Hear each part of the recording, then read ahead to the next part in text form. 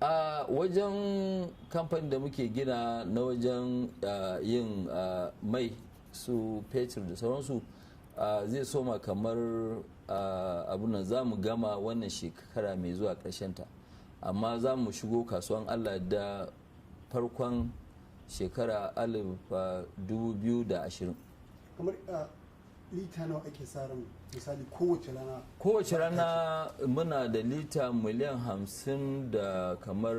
tara, just kaɗan ya rage zuwa lita miliyan 60 na fetur, amma kuma muna da na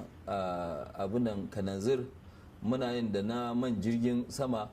muna yin da na kuma diesel shine wanda yake manyan motoci ke amfani da shi. To amma bisa mu lissafin namu duk abin da ba ma Najeriya take sha ba, duk abin da West Africa take sha da Central Africa, muna da girman kamfanin namu ya kai cewa za mu iya basu duka. Kamar a kwanan nan mataimakin shugaban kasa ya bukace ka da misali buwa ku sauko da farashin siminti. Kamar misali ta bangaren ka yaushe za ka yi wannan? Ai shi ka san sha'anin gwamnati, wannan ya ce wannan ya sako da farashi ko wannan, ai sai ka riga ka duba lokacin da muke sai da simintin nan naira 300 nawa ce dala a lokacin, a in ka riga ka auna za ka ce dala a lokacin naira 120 ko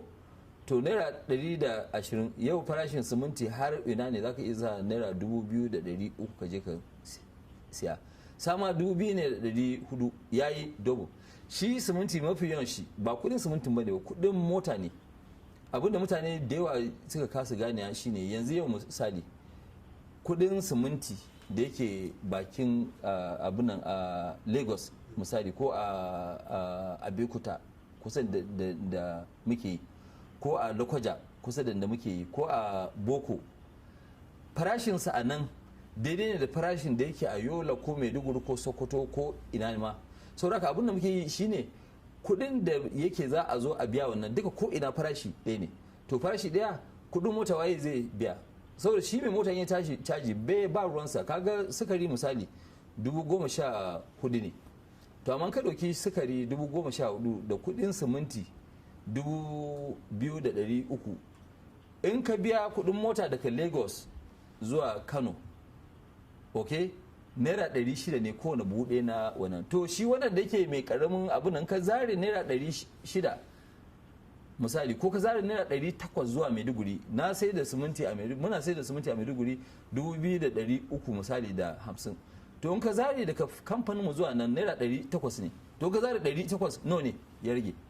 rage maka naira 1,500, to 1,500 nawa ne in ka riga ka duba. A yanzu haka simintin da muke sayarwa inda ba don mun zo muna yi da yawa ba kuma mun rage farashi, da yau ya kai nawa